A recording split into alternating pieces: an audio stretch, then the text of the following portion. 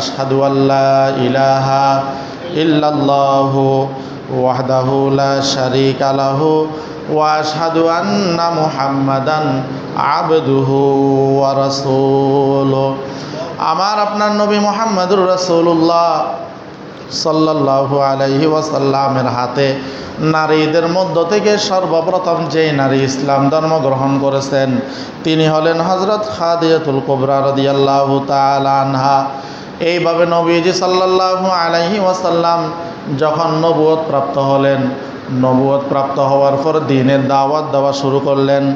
এতদিন পর্যন্ত যেই সমস্ত লোকগুলা নবীজি সাল্লাল্লাহু আলাইহি ওয়াসাল্লামকে ভালো জানতো, এতদিন পর্যন্ত যেই লোকগুলা মুহাম্মদুর রাসূলুল্লাহ সাল্লাল্লাহু আলাইহি ওয়াসাল্লামের আগমনে খুশি ছিল, এতদিন পর্যন্ত যেই লোকগুলো মুহাম্মদুর রাসূলুল্লাহ সাল্লাল্লাহু আলাইহি ওয়াসাল্লামকে আল আমিন বলে ডাকতো, নবীজি সাল্লাল্লাহু আলাইহি ওয়াসাল্লাম যখন এক আল্লাহর দিকে দাওয়াত দেওয়া শুরু করলেন, মূর্তি পূজার বিরুদ্ধে যখন আপনার কি করলেন দাওয়াত দেওয়া শুরু করলেন, তখন নবীজি সাল্লাল্লাহু আলাইহি ওয়াসাল্লামের ডানে বামে সামনে পিছনের লোকগুলো নবীজি সাল্লাল্লাহু আলাইহি ওয়াসাল্লামের বিরোধিতা শুরু করলেন।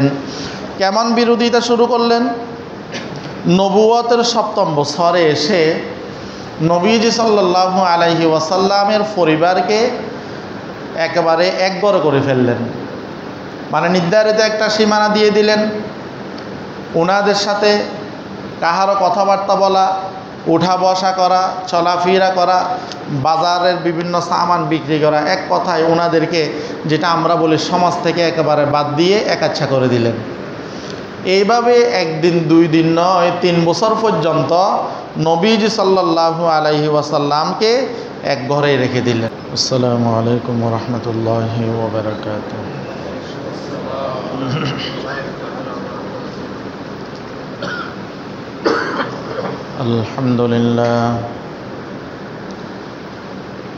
আলহামদুলিল্লাহ নাহমাদুহু ওয়া নাস্তাঈনুহু ওয়া নাস্তাগফিরুহু ওয়া নু'মিনু বিহি ওয়া নাতাওয়াক্কালু আলাইহি ওয়া নাউযু বিল্লাহি মিন শুরুরি আনফুসিনা ওয়া মিন সাইয়্যাতি আ'মালিনা। من يهد الله فلا مضل له ومن يضلله فلا هادي له ونشهد أن لا إله إلا الله وحده لا شريك له ونشهد أن سيدنا وحبيبنا ومولانا محمدا عبده ورسوله صلى الله عليه وعلى آله وأصحابه وبارك وسلم تسليما كثيرا كثيرا. أما بعد فأعوذ بالله من الشيطان الرجيم. بسم الله الرحمن الرحيم. ورفعنا لك ذكرك. وقال تعالى وإنك لعلى خلق عظيم. قال النبي صلى الله عليه وسلم لا يؤمن أحدكم حتى أكون أحب إليه من والده وولده والناس أجمعين. وعن عائشة رضي الله تعالى عنها كان خلقه القرآن أو كما قال النبي عليه الصلاة والسلام. اللهم صل على محمد وعلى آل محمد كما صليت على إبراهيم وعلى آل إبراهيم إنك حميد مجيد اللهم بارك على محمد وعلى آل محمد كما باركت على إبراهيم وعلى آل إبراهيم إنك حميد مجيد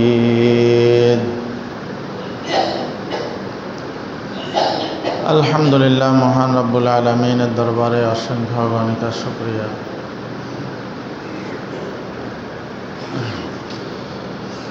যে মহান রব্বুল আলামিন আমাদেরকে রবিউল আউয়ালের 18তম তারিখ তৃতীয়তম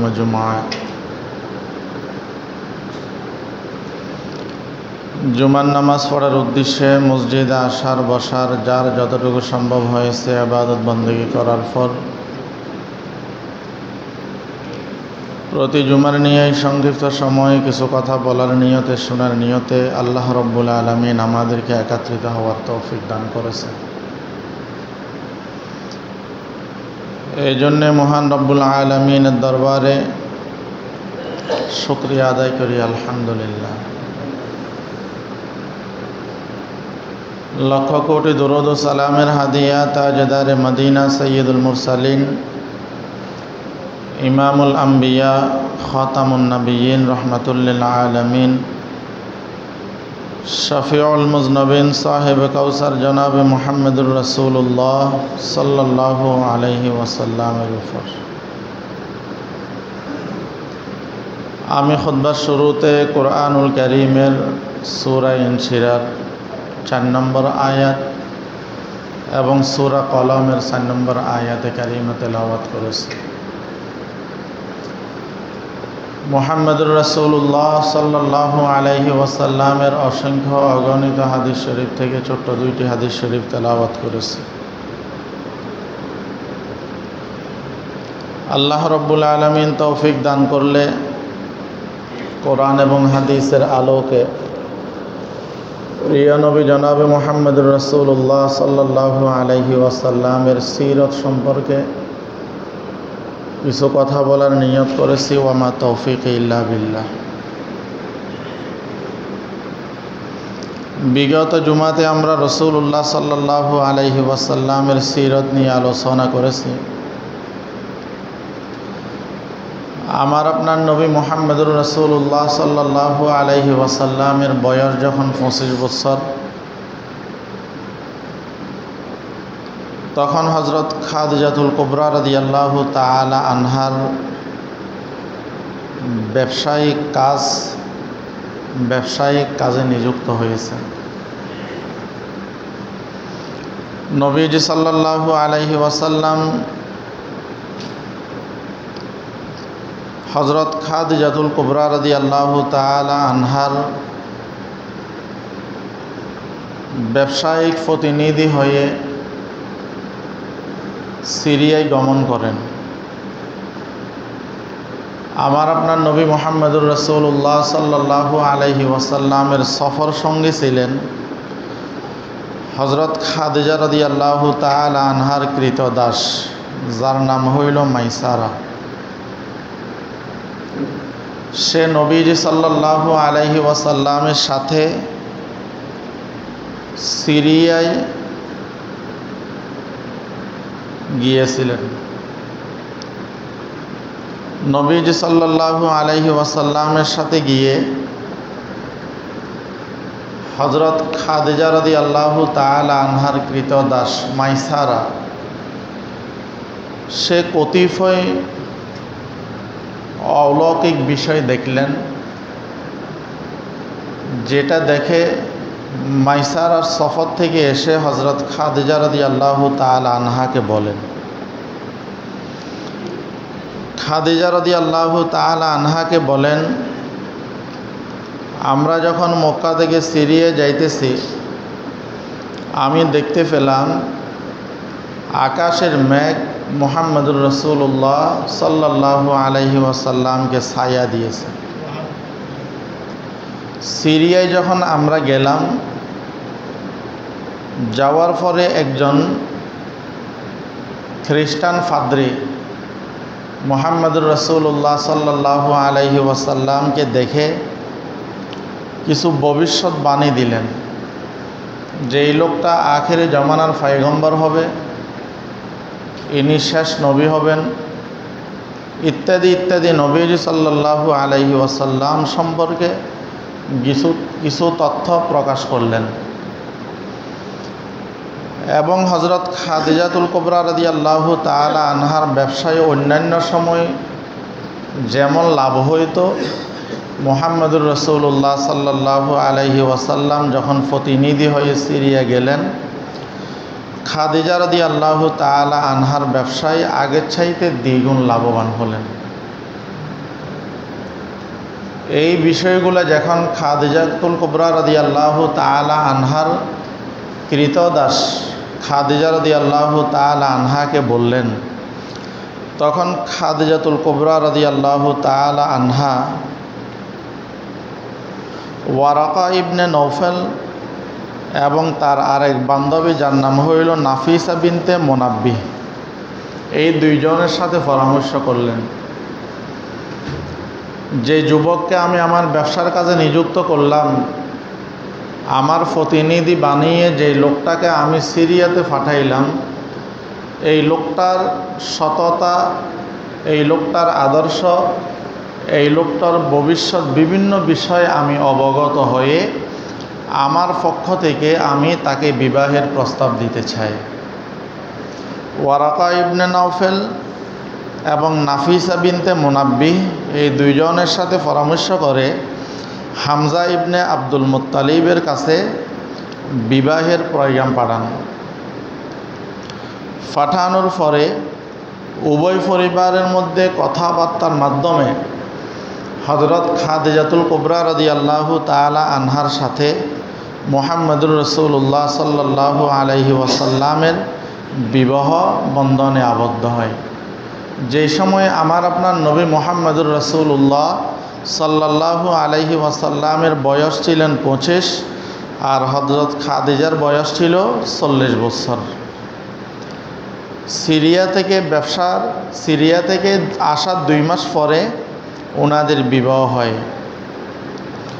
এবং হযরত খাদিজা রাদিয়াল্লাহু তাআলা আনহা মক্কার মধ্যে একজন ধনবতী নারী ছিলেন। শুধু ধনবতী নয়, বরং একজন সৎ নারী ছিলেন এবং বংশীয় নারী ছিলেন। হযরত খাদিজা রাদিয়াল্লাহু তাআলা আনহার আরও অনেক গুণাগুণ আছেন যেটা ওনার জীবনের মধ্যে আছে। তো হযরত খাদিজা এবং রাসূলুল্লাহ সাল্লাল্লাহু আলাইহি ওয়াসাল্লাম দুইজন বিবাহ বন্ধনে আবদ্ধ হলেন। এদের মোহরানা ছিল 40টি উট। মোহর হিসাবে 40টি কি দিয়েছেন? উট দিয়েছেন। যে 40টি উটের তৎকালীন মূল্য ছিল 500 দিরহাম, বাজার মূল্য ছিল 500 দিরহাম। হযরত খাদিজাতুল কুবরা রাদিয়াল্লাহু তাআলা আনহা আমার আপনার নবী মুহাম্মদুর রাসূলুল্লাহ সাল্লাল্লাহু আলাইহি ওয়াসাল্লামের সাথে কম বেশি প্রায় 24 বছর সংসার জীবন অতিবাহিত করেছে। এখানে কয়েকটা বিষয়। 1 নম্বর বিষয় হলো বিবাহ শাদীর ক্ষেত্রে আমরা যে ভুলগুলো করি সেই ভুলের খেসারতগুলো আমাদেরকে দীর্ঘ সময় দিতে হয়। নবীজি সাল্লাল্লাহু আলাইহি ওয়াসাল্লাম হাদিসের মধ্যে বলেন, হে দুনিয়ার পুরুষেরা, তোমরা বিবাহের সময় একজন নারীর 4টা বিষয় দেখে তোমরা বিবাহ করো। 1 নম্বর হলো তার বংশ, 2 নম্বর হলো তার মাল, 3 নম্বর হলো সৌন্দর্য, আর 4 নম্বর হলো ধার্মিকতা। নবীজি সাল্লাল্লাহু আলাইহি ওয়াসাল্লাম বলেন, ফাসফার বিজাতিদ দ্বীন, ধার্মিকতাকে তোমরা প্রাধান্য দাও। যদিও 4টা বিষয় দেখার জন্য বলেন, কিন্তু প্রাধান্য দেওয়ার ক্ষেত্রে ধার্মিকতাকে কি দেওয়ার জন্য বলেছেন? প্রাধান্য দেওয়ার জন্য বলেছেন। কারণ একজন মানুষ যদি বংশ দেখে, বাকি 3টা পাবে না। একজন নারীর যদি সৌন্দর্য দেখে, বাকি 3টা পাওয়া যাবে না। একজন নারীর যদি মাল দেখে, বাকি 3টা পাওয়া না যাইতে পারে। কিন্তু নবীজি সাল্লাল্লাহু আলাইহি ওয়াসাল্লাম বলেন, একজন নারীর যদি তুমি ধার্মিকতাকে প্রাধান্য দাও, তো আল্লাহ রব্বুল আলামিন বাকি 3টাও তোমার জন্য মিলিয়ে দেবেন। এটা হইল বিবাহের ক্ষেত্রে নারীর বৈশিষ্ট্য দেখে বিবাহ করা। আরেকটা হাদিসের মধ্যে নবীজি সাল্লাল্লাহু আলাইহি ওয়াসাল্লাম বলেন, তোমরা এমন নারীকে বিবাহ করো যেই নারীর সন্তান বেশি হয়। তোমরা এমন নারীকে বিবাহ করো যেই নারীর কি হয়? সন্তান বেশি হয়। বলতে পারেন যে এই ক্ষেত্রে একজন নারীর সন্তান বেশ হবে না কম হবে, আমরা কীভাবে বুঝব? মুহাদ্দিসিনে কেরাম বলেন, এই ক্ষেত্রে তুমি তোমার যে মেয়েকে বিবাহ করতেছো তার মায়ের দিকে তাকাও, তার নানির দিকে তাকাও। এদের যদি সন্তান সন্ততি যদি বেশি হয়, আশা করা যায় এই মেয়েটারও সন্তান সন্ততি বেশি হবে। এবং এটার অনেকগুলা কারণের মধ্যে একটা কারণ হলো, কিয়ামতের ময়দানে যেন নবীজি সাল্লাল্লাহু আলাইহি ওয়াসাল্লাম উম্মত নিয়ে অন্যান্য নবীদের উপর বড়াই করতে পারেন। দ্বিতীয় নম্বর, এইখানে যে বিষয়টা আসছে মোহরানার বিষয়, নবীজি সাল্লাল্লাহু আলাইহি ওয়াসাল্লাম 40টা ওট মোহর হিসেবে হযরত খাদিজাতুল কুবরা রাদিয়াল্লাহু তাআলা আনহাকে দিয়েছেন। এখন মোহরানার বিষয় যেটা আছে, আমাদের সমাজের মধ্যে অধিকাংশ বিবাহ হয় না, আটকে থাকে মোহরানার কারণে, অতিরিক্ত মোহরের কারণে। এবং বর্তমান সময়ের মধ্যে অধিকাংশ বিবাহের ক্ষেত্রে নারীর পক্ষ থেকে ডিভোর্স যেটা হয়, এটাও অধিক মোহরানার কারণে। এটাও অধিক মোহরানার কারণে অনেক সময় অনেক উকিল যারা আছে এরা বলেন যে অনেক দাম্পত্য জীবন মাত্র শুরু হয়েছে, 2 দিন 3 দিন অতিবাহিত হওয়ার পরে মেয়ের পক্ষ থেকে ডিভোর্স দিয়ে দিল। তো একজন স্বামী তো বিবাহের ক্ষেত্রে বিবাহ করে ওই নারীর সাথে সংসার সাজানোর জন্য, সংসার করার জন্য। তো মোহরানার বিষয়টা অনেক ক্ষেত্রে সামাজিকতাকে প্রাধান্য বেশি দেওয়া হয়, কিন্তু ওই নারী এই মোহরানাটাকে এটা একটা ব্যবসায় পরিণত করে ফেলেছেন। একজনের সাথে বিবাহ বসবে, 1 সপ্তাহ পরে 1 মাস পরে তার সাথে ডিভোর্স হয়ে যাবে, নির্ধারিত একটা অঙ্ক তার থেকে পাবে। আবার অন্যত্র বিবাহ বসবে, আবার ওইখানে ডিভোর্স দিবে, ওইখান থেকে কিছু টাকা পাবে। অনেক নারী এটাকে ব্যবসায় পরিণত করে ফেলেছে। তো অতিরিক্ত মোহরানার কারণে আমাদের সমাজের মধ্যে অনেক বিবাহ হয় না। মোহরানা সম্পর্কে নবীজি সাল্লাল্লাহু আলাইহি ওয়াসাল্লাম কি বলে? নবীজি সাল্লাল্লাহু আলাইহি ওয়াসাল্লাম বলেন, কিয়ামতের কঠিন মুহূর্তে এমন কতিপয় নারী এবং পুরুষ হাসরের ময়দানে উঠবে বেবিচারিণী অবস্থায়, অথচ দুনিয়ার মধ্যে তাদের বিবাহ হয়েছে, 2 জন সাক্ষীও ছিল, মোহরানাও ছিল, সব কিছু ছিল, দুনিয়ার মধ্যে বিবাহ হওয়ার পরে অনেক সন্তান আদিও হয়েছে। কিন্তু কিয়ামতের ময়দানে এই স্বামী এবং স্ত্রী এরা উঠতেছেন বেবিচারী অবস্থায়। কারণ কি?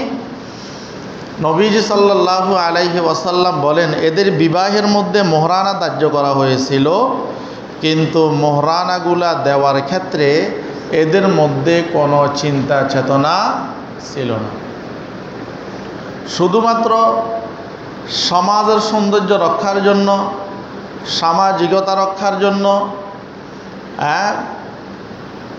আমি এত লক্ষ টাকায় মোহরানা দিয়ে বিবাহ করতেছি বাহবা পাওয়ার জন্য, বিবাহের বন্ধনে এভাবে আবদ্ধ হওয়ার পরে ওই মোহরানাগুলো দেওয়ার স্বামীর কি কোনো চিন্তা চেতনাই ছিল না। এই যে শুধু মোহরানা না দেওয়ার কারণে, চিন্তা না থাকার কারণে নিয়ত না থাকার কারণে ওই ব্যক্তি কিয়ামতের ময়দানে বেবিচারী অবস্থায় কী করতেছেন? হাসরের ময়দানে উঠতেছে। অথচ আমরা মোহরানাকে কঠিন করে ফেলেছি, বিবাহ শাদীকে আমরা কি করে ফেলেছি? কঠিন করে ফেলেছি। এই জন্য আমাদের সমাজে মোহরানার বিষয়টা যদি আমরা কমাই নিয়ে আসতে পারি, তো দেখবেন আমাদের সমাজের যারা অবিবাহিত আছে, অতিরিক্ত মোহরানার কারণে যারা বিবাহ করতে ভয় পায়, এই ভয়টা তাদের অন্তর থেকে কেটে যাবে। এই ভয়টা তাদের অন্তর থেকে কেটে যাবে। এবং যে সমস্ত নারীরা এই মোহরানা কেন্দ্রিক ব্যবসা শুরু করছে, এই ব্যবসাটাও আস্তে আস্তে বন্ধ হয়ে যাবে। তো নবীজি সাল্লাল্লাহু আলাইহি ওয়াসাল্লামের মোহরানা ছিল 20টি উট, যেটা বাজার মূল্য ছিল কত? 500 দিরহাম। বাজার মূল্য ছিল 500 দিরহাম। এই ক্ষেত্রে মোহরানা এটা একজন নারীর হক। একজন নারী যদি তার মোহরানা সম্পর্কে বুঝে যে এই মোহরানাটা এটা আমার হক, আমার একটা সেফটি, তো এই মেয়েটা যদি মোহরানার বিষয়টা পরিপূর্ণ বুঝার পরে কোনো মেয়ে যদি ইচ্ছেই যদি স্বামীকে মাফ করে দেয়, তাহলে মোহরানাটা মাফ হয়ে যাবে। মোহরানা কি হয়ে যাবে? মাফ হয়ে যাবে। যেহেতু এটা কার হক? মেয়ের হক, স্ত্রীর হক। স্ত্রী যদি মোহরানা সম্পর্কে বুঝার পরে ও যদি স্বইচ্ছায় মাফ করে দেয়, তাহলে মোহরানাটা কি হয়ে যাবে? মাফ হয়ে যাবে। অন্যত্র আপনি বাসর ঘরে গিয়ে যদি আপনি মাফ চেয়ে থাকেন, ও যদি মাফ করেও দেয়, তো এটা মাফ হবে না, কারণ মোহরানাটা ওটা বুঝে না। ও বুঝে না যে মোহরানাটা তার জীবনে, বিবাহিক জীবনে কতটুকু গুরুত্বপূর্ণ বুঝে না। হয়তো আপনি মাপ চাইছেন, ও চিন্তা করলে মাপ চাইতে দিয়ে দিই। তো মোহরানা সম্পর্কেও বুঝে নাই, আপনি সুযোগটা কাজে লাগাইছেন। এটার উদাহরণ ওলামায়ে কেরাম এমন দিয়েছে যে একজন মানুষ কতগুলা গরু নিয়ে রাস্তা দিয়ে যাইতেছে, প্রতিমধ্যে ডাকাত তার সামনে দাঁড়ালো অস্ত্র নিয়ে। দাঁড়ানোর পরে বললেন, তোমার সবগুলা গরু আমাদেরকে দিয়ে দাও। ও জীবনের মায়ায় তার সমস্ত গরু কী করলেন? ডাকাত দলকে দিয়ে দিলেন। দিয়ে দেওয়ার পর ডাকাত দল গরুগুলো নিয়ে কত দূর চলে গেল। আবার ফেরত আসলেন, এসে বললেন, ভাই তোমার গরু সবগুলো তো আমরা নিয়ে নিলাম, তোমার কাছে মাপ চাই, তুমি আমাদেরকে মাফ করে দাও। তুমি আমাদেরকে কি করো? মাফ করে দাও। তো এখন ওই লোকটা চিন্তা করলেন, অস্ত্রের মুখে জিম্মি করে আমার থেকে গরুগুলো নিয়ে নিছে, এখন আমি যদি তাকে মাফ করছি এটা যদি না বলি, তো আমাকে তো মেরে ফেলবে। তো কী করলো? বললেন, ভাই গরুও আমার লাগবে না, আপনারা নিয়ে গেছেন, এগুলো আপনাদের, আমি আপনাদেরকে মাফ করে দিলাম। ওলামায়ে কেরাম বলেন, যারা বিবাহের রাত্রে বাসর ঘরের মধ্যে স্ত্রী থেকে মোহরানা মাপ চাই, তাদের উদাহরণটা হইল এই ডাকাত এবং গরুর মালিকের মতো। এই জন্য মোহরানা আমাদের যেটা ধার্য হয়েছে, এটা চাইলে আমরা আস্তে আস্তে দিয়ে দিতে পারি। যাদেরকে আল্লাহ রব্বুল আলামিন ধন সম্পদ দিয়ে দিয়েছেন, মোহরানা নগদ দিয়ে দেওয়াটা হইল উত্তম।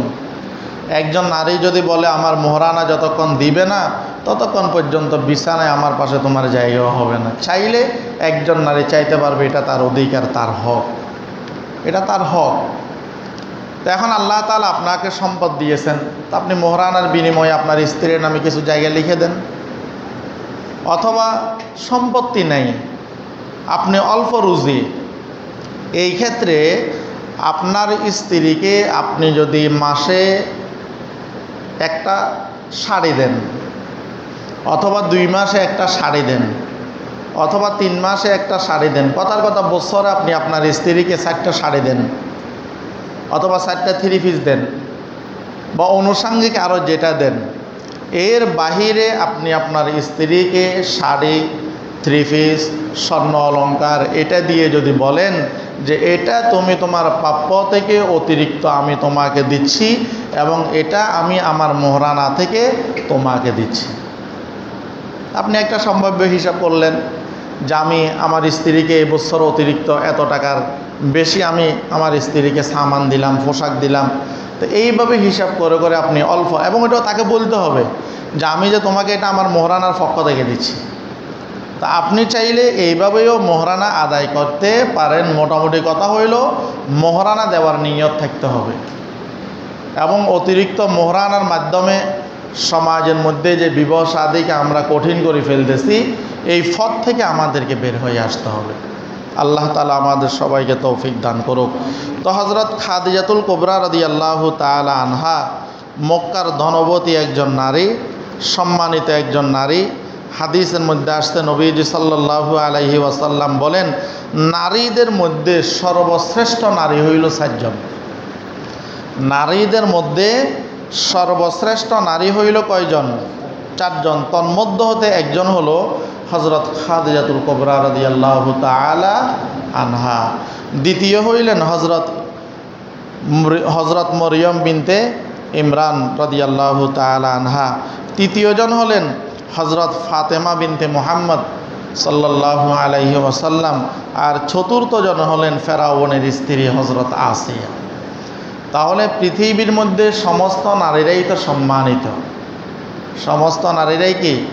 হাদিসের মধ্যে নবীজি বলেন, আদ-দুনিয়া কুল্লুহা মাতাউন ওয়া খায়রুল মাতা আল মারআতুন সালিহা।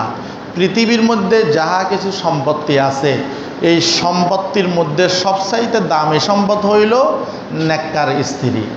সবচাইতে দামি সম্পদ হইল নেককার কি? মহিলা। এবং এই মহিলাদের মধ্যে সবচাইতে সম্মানিত হইলেন 4 জন।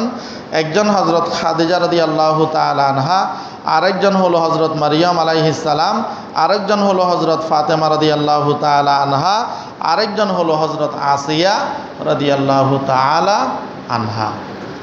নবীজি সাল্লাল্লাহু আলাইহি ওয়াসাল্লাম এবং হযরত খাদিজাতুল কুবরা রাদিয়াল্লাহু তাআলা আনহার বিবাহ হওয়ার পরে ওনাদের দাম্পত্য জীবন চলতেছে। এইভাবে যাইতে যাইতে নবীজি সাল্লাল্লাহু আলাইহি ওয়াসাল্লাম অধিকাংশ সময় হেরা গুহায়, যেটা মক্কা নগরীর জাবালে নূর নামে পরিচিত, ওই হেরা গুহার মধ্যে অধিকাংশ সময় আমার আপনার নবী মুহাম্মদুর রাসূলুল্লাহ সাল্লাল্লাহু আলাইহি ওয়াসাল্লাম ধ্যান করতেন, ইবাদত বন্দেগী করতেন। কারণ সেইখানে নিরিবিলি জায়গা ছিল, নীরবে ইবাদত বন্দেগীর সুযোগ থাকতো, যেটা পাহাড়ের একদম উপরে। তো নবীজি সাল্লাল্লাহু আলাইহি ওয়াসাল্লাম ওইখানে অবস্থান করতেছেন। বয়স যখন 40 বছর পূর্ণ হলো, হঠাৎ একদিন ওই জায়গায় হযরত জিবরাইল আলাইহিস সালাতু ওয়াস সালাম আসছেন। জিবরাইল আলাইহিস সালাতু ওয়াস সালাম এসে আমার আপনার নবী মুহাম্মদুর রাসূলুল্লাহ সাল্লাল্লাহু আলাইহি ওয়াসাল্লামকে বলেন, ইকরা, হে নবী আপনি পড়ুন। নবীজি সাল্লাল্লাহু আলাইহি ওয়াসাল্লাম বলেন, মা আনা বিকারি, আমি তো পড়তে জানি না। জিবরাইল আলাইহিস সালাতু ওয়াস সালাম মুহাম্মদুর রাসূলুল্লাহ সাল্লাল্লাহু আলাইহি ওয়াসাল্লামের সিনার সাথে সিনা লাগিয়ে একটা চাপ দিলেন। এর ফলে আবার বললেন পড়েন। নবীজি বললেন, আমি পড়তে জানি না। এইভাবে জিবরাইল আলাইহিস সালাতু ওয়াস সালাম 3 বার সিনার সাথে লাগিয়ে আমার আপনার নবী মুহাম্মদুর রাসূলুল্লাহ সাল্লাল্লাহু আলাইহি ওয়াসাল্লামের সিনার সাথে চাপ দিলেন।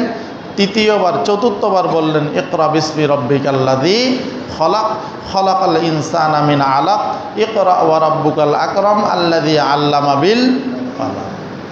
তো নবীজি সাল্লাল্লাহু আলাইহি ওয়াসাল্লামকে যখন প্রভুর নামে পড়ার জন্য বলেছেন, তো নবীজি সাল্লাল্লাহু আলাইহি ওয়াসাল্লাম পড়া শুরু করছেন। সর্বপ্রথম নবীজি সাল্লাল্লাহু আলাইহি ওয়াসাল্লামের উপর ওহী আসছে হেরা গুহার মধ্যে, এবং সর্বপ্রথম কোরআনের যে আয়াতগুলো অবতীর্ণ হয়েছে সেটা হইল সূরা আলাকের প্রথম 5 আয়াত। প্রথম ওহী আসার পরে নবীজি সাল্লাল্লাহু আলাইহি ওয়াসাল্লামের সাথে হেরা গুহায় যাহা হয়েছে, এটাই নবীজি সাল্লাল্লাহু আলাইহি ওয়াসাল্লাম ভয় পেয়ে গেলেন, থরথর করে কাঁপতেছে। ঘরের মধ্যে আসছেন, এসে হযরত খাদিজাতুল কুবরা রাদিয়াল্লাহু তাআলা আনহাকে বলেন যে, তুমি আমাকে চাদর দিয়ে আবৃত করে দাও। বিস্তারিত বললেন যে আমার সাথে এই হয়েছে। তখন খাদিজাতুল কুবরা রাদিয়াল্লাহু তাআলা আনহাকে নবীজি সাল্লাল্লাহু আলাইহি ওয়াসাল্লাম বলতেছেন, আমি আমার জীবন নিয়ে শঙ্কিত, না জানি আমার কিছু হয়ে যায়। খাদিজাতুল কুবরা রাদিয়াল্লাহু তাআলা আনহা বলেন যে, আল্লাহর কসম করে বলতেছি আপনার কিচ্ছু হবে না, আপনার কিচ্ছু হবে না। কারণ আপনি তো আত্মীয়তার সম্পর্ক সবসময় বজায় রেখেছেন, আপনি তো সবসময় মেহমানদেরকে সমাদর করেন। আপনিই তো সবসময় অন্যের বোঝা বহন করেন, আপনিই তো সবসময় মানুষের বিপদ আপদে এগিয়ে আসেন, আপনিই তো সবসময় মানুষের কল্যাণে আপনি সবসময় কী করতেন? কাজ করতেন। অতএব আল্লাহ তাআলা আপনাকে কখনো লাঞ্ছিত করবে না। তখন হযরত খাদিজাতুল কুবরা রাদিয়াল্লাহু তাআলা আনহা ওয়ারাকা ইবনে নওফল, যিনি একজন ফাদরি ছিলেন, খ্রিস্টান আলেম ছিলেন, তার কাছে গেলেন। ওয়ারাকা ইবনে নওফলকে বিস্তারিত বললেন। বলার পরে ওয়ারাকা ইবনে নওফল বলেন, যেই লোকটা মুহাম্মদ সাল্লাল্লাহু আলাইহি ওয়াসাল্লামের কাছে আসছেন, যেই লোকটা নবীজির কাছে আসছেন, ইনি তো হইলেন গোপন বার্তাবাহক, অর্থাৎ ইনি হযরত জিবরাইল আলাইহিস সালাতু ওয়াস সালাম, যিনি হযরত আদম আলাইহিস সালাতু ওয়াস সালাম থেকে শুরু করে হযরত ঈসা আলাইহিস সালাতু ওয়াস সালাম পর্যন্ত সমস্ত নবী রসুলদের কাছে আল্লাহ তাআলার পক্ষ থেকে বার্তাগুলো নিয়ে আসছেন। আল্লাহ তাআলার পক্ষ থেকে বার্তাগুলো কী করছেন? নিয়ে আসছেন। এরপরে হযরত খাদিজাতুল কুবরা রাদিয়াল্লাহু তাআলা আনহাকে বললেন, ইনি হলেন শেষ নবী মুহাম্মদুর রাসূলুল্লাহ সাল্লাল্লাহু আলাইহি ওয়াসাল্লাম, যিনি আসছেন, যিনি জিবরাইলের কথা বলতেছেন, যিনি আসছিলেন, ইনি সমস্ত নবীদের কাছে কী করতেন? আল্লাহর পক্ষ থেকে বার্তা নিয়ে এসেছেন। অতএব চিন্তার কোনো কারণ নাই, চিন্তার কোনো কারণ নাই। তো হযরত খাদিজাতুল কুবরা রাদিয়াল্লাহু তাআলা আনহা নবীজি সাল্লাল্লাহু আলাইহি ওয়াসাল্লামকে নিয়ে ঘরে আসলেন। আসার পরে নবীজির হাতে হাত দিয়ে হযরত খাদিজাতুল কুবরা রাদিয়াল্লাহু তাআলা আনহা পড়ে দিলেন, আশহাদু আল্লা ইলাহা ইল্লাল্লাহু ওয়াহদাহু লা শারীকা লাহু ওয়া আশহাদু আন্না মুহাম্মাদান আবদুহু ওয়া রাসূলুহু। আমার আপনার নবী মুহাম্মদুর রাসূলুল্লাহ সাল্লাল্লাহু আলাইহি ওয়াসাল্লামের হাতে নারীদের মধ্য থেকে সর্বপ্রথম যেই নারী ইসলাম ধর্ম গ্রহণ করেছেন, তিনি হলেন হযরত খাদিজাতুল কুবরা রাদিয়াল্লাহু তাআলা আনহা। এইভাবে নবীজি সাল্লাল্লাহু আলাইহি ওয়াসাল্লাম যখন নবুয়ত প্রাপ্ত হলেন, নবুয়ত প্রাপ্ত হওয়ার পর দ্বীনের দাওয়াত দেওয়া শুরু করলেন। এতদিন পর্যন্ত যেই সমস্ত লোকগুলা নবীজি সাল্লাল্লাহু আলাইহি ওয়াসাল্লামকে ভালো জানতো, এতদিন পর্যন্ত যেই লোকগুলা মুহাম্মদুর রাসূলুল্লাহ সাল্লাল্লাহু আলাইহি ওয়াসাল্লামের আগমনে খুশি ছিল, এতদিন পর্যন্ত যেই লোকগুলো মুহাম্মদুর রাসূলুল্লাহ সাল্লাল্লাহু আলাইহি ওয়াসাল্লামকে আল আমিন বলে ডাকতো, নবীজি সাল্লাল্লাহু আলাইহি ওয়াসাল্লাম যখন এক আল্লাহর দিকে দাওয়াত দেওয়া শুরু করলেন, মূর্তি পূজার বিরুদ্ধে যখন আপনার কি করলেন? দাওয়াত দেওয়া শুরু করলেন, তখন নবীজি সাল্লাল্লাহু আলাইহি ওয়াসাল্লামের ডানে বামে সামনে পিছনের লোকগুলো নবীজি সাল্লাল্লাহু আলাইহি ওয়াসাল্লামের বিরোধিতা শুরু করলেন। কেমন বিরোধিতা শুরু করলেন? নবুয়তের ৭ম বছরে এসে নবীজি সাল্লাল্লাহু আলাইহি ওয়াসাল্লামের পরিবারকে একেবারে একঘরে করে ফেললেন। মানে নির্ধারিত একটা সীমানা দিয়ে দিলেন। ওনাদের সাথে কাহারও কথাবার্তা বলা, উঠা বসা করা, চলাফেরা করা, বাজারের বিভিন্ন সামান বিক্রি করা, এক কথায় ওনাদেরকে যেটা আমরা বলি সমাজ থেকে একেবারে বাদ দিয়ে একাচ্ছা করে দিলেন। এইভাবে একদিন 2 দিন নয় 3 বছর পর্যন্ত নবীজি সাল্লাল্লাহু আলাইহি ওয়াসাল্লামকে এক ঘরেই রেখে দিলেন। ওনাদের অনেক কষ্ট হয়েছেন। নবীজি সাল্লাল্লাহু আলাইহি ওয়াসাল্লাম অনেক পেরেশানি ভোগ করেছেন। কিন্তু হযরত খাদিজাতুল কুবরা রাদিয়াল্লাহু তাআলা আনহা ধনাঢ্য ব্যক্তি ছিলেন। হযরত খাদিজাতুল কুবরা রাদিয়াল্লাহু তাআলা আনহা সুখে দুঃখে সদা সর্বদা নবীজি সাল্লাল্লাহু আলাইহি ওয়াসাল্লামের পাশে ছিলেন। এবং হযরত খাদিজাতুল কুবরা রাদিয়াল্লাহু তাআলা আনহার জীবনের যত সম্পদ ছিল সবগুলো ইসলামের জন্য হযরত খাদিজাতুল কুবরা রাদিয়াল্লাহু তাআলা আনহা কি করেছেন? ব্যয় করেছেন। তো দীর্ঘ 3 বছর পর্যন্ত নবীজি সাল্লাল্লাহু আলাইহি ওয়াসাল্লামকে একঘরে করে দিয়েছেন শুধুমাত্র একটাই কারণ, তিনি তাওহীদের দিকে মানুষকে দাওয়াত দিচ্ছেন, এক আল্লাহর দিকে মানুষকে দাওয়াত দিচ্ছেন, মূর্তি পূজার বিরুদ্ধে কথা বলতেছেন, শিরিকের বিরুদ্ধে কথা বলতেছেন। বাপদাদার যে আনীত ধর্ম মানুষ পালন করত, ওই ধর্মের বিরুদ্ধে যখন কথা বলা শুরু করছেন, তো নবীজি সাল্লাল্লাহু আলাইহি ওয়াসাল্লামের বিরোধিতা করতে সবাই লেগে গেলেন। হজের মৌসুম আসার কিছুদিন আগে মক্কার বড় বড় কাফের নেতা যারা আছে এরা বৈঠক বসছেন যে কিছুদিন পরে তো হজ শুরু হবে।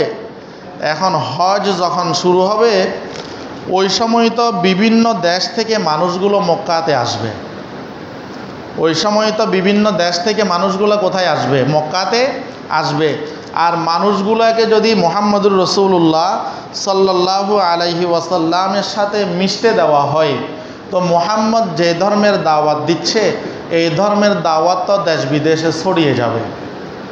অতএব আমাদেরকে একটা সিদ্ধান্ত নিতে হবে যে মক্কায় যে সমস্ত লোকগুলো বিভিন্ন দেশ থেকে আসবে এদেরকে আমরা মুহাম্মদ সম্পর্কে কিছু কথা বলতে হবে, যেন তারা মুহাম্মদ সাল্লাল্লাহু আলাইহি ওয়াসাল্লামের কথাগুলোকে বিশ্বাস করতে না পারে। এক একজন থেকে মতামত নিচ্ছেন, তো মতামত নিচ্ছেন এক একজন থেকে। তখন এদের মধ্য থেকে একজন বলতেছে যে আমরা বাহির থেকে যে সমস্ত লোকগুলো আসবে এদেরকে আমরা বলবো যে মুহাম্মদ সাল্লাল্লাহু আলাইহি ওয়াসাল্লাম পাগল হয়ে গেছেন, নাউজুবিল্লাহ। তখন ওলীদ ইবনে মুগীরা বলেন যে না, এটা বলা যাবে না, কারণ বাহিরের মানুষগুলো যখন এসে মুহাম্মদের সাথে মিশবে, যখন মুহাম্মদের সাথে কথাবার্তা বলবে তো মুহাম্মদের সাথে কথা বললে মানুষ বুঝে যাবে আসলে এ পাগল না, তখন আমরাই মিথ্যাবাদী হয়ে যাব। আমরা কি হয়ে যাব? মিথ্যাবাদী হয়ে যাব। তখন আরেকজন বলে যে আমরা তাকে কবি বলবো, এ সুন্দর কবিতা বলতে পারে, তার ভাষা অনেক সুন্দর, ইত্যাদি ইত্যাদি আমরা বলবো।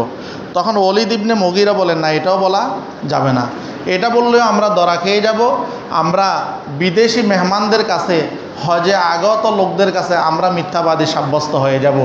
কারণ কবির ভাষার মধ্যে আদর্শের কথা কম থাকে, কবির ভাষার মধ্যে আদর্শের ভাষা কি থাকে?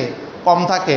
আর মুহাম্মদুর রাসূলুল্লাহ সাল্লাল্লাহু আলাইহি ওয়াসাল্লাম যে কথাগুলো বলেন এই কথাগুলো বুঝলেই তারা বুঝতে পারবে না আসলে এটা কি কবির কথা না এটা অন্য জগতের কোনো কথা।